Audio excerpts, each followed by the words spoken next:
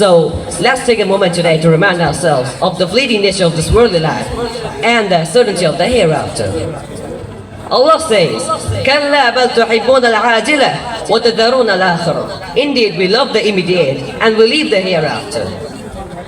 The Quran says, you are busy piling up, calculating, developing your careers, your money, your wealth, until you visit the graves. Think about it. When was the last time that you went to a funeral? Was it your father? Was it your mother? Was it your grandfather? Was it your wife or husband?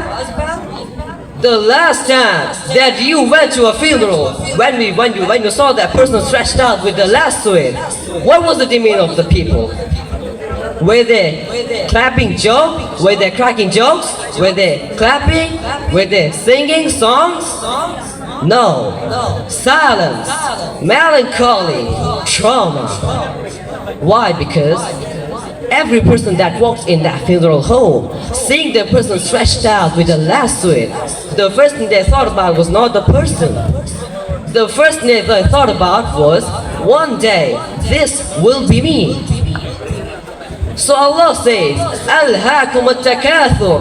All of you, all of us are engaged in running our mouths, doing our business, buying houses, cars, business, what are we doing? And when we are told about the God, life, religion, morality, we're saying like, look, I got no time for that. I don't want to hear that. Matter of fact, I don't even know if I'm gonna die, or if I do, maybe you come back again. Because we have money and we have doctors, and we will hire the doctors, they will make us alive. See how arrogant people can be until they visit the funeral house. And brothers and elders, after we go to the funeral house, if we have the guts, if we are able to do so, we go to the grave. And now this is another scenario. And we say to ourselves, is that it? I mean, is this what's going to happen to me? Are they going to drop me into a hole in the ground? A hole in the ground, the same hole that a cat digs after it defecates.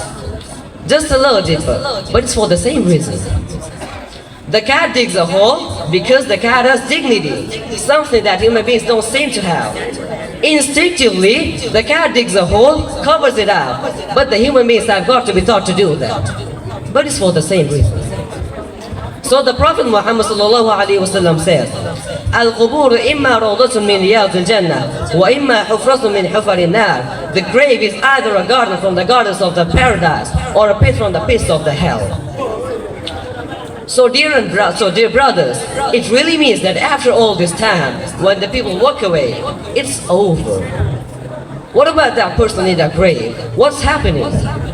Because we all know that death is almost like sleeping. Death is like sleeping. Our body is gone. Our body is dead. Our spirit is gone. But our consciousness is there. But the thing is, we cannot call out. We cannot shout. We cannot say, don't leave me here. Because that's a different kind of consciousness.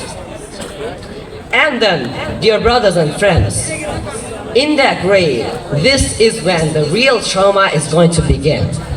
Because we all know that there's a reason for human beings to go inside. If the Creator wanted to, He could have caused us to live and disappear into the atmosphere. But He didn't.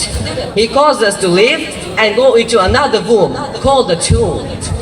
We started out in the womb of our mother, and we will wind up in the womb of the earth called the tomb.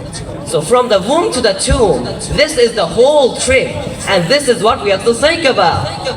That grave is going to be a place of drama and trauma, a place where we're going to be questioned before we are resurrected. So dear brothers, in conclusion, let's remember the profound reality of death and the afterlife. The transient nature of our worldly attachment should inspire us to live with hope and purpose.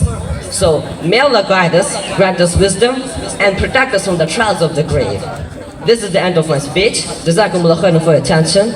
Nasrun min Allah wa fathun qalil. Wassalamu alaikum wa rahmatullahi wa barakatuh.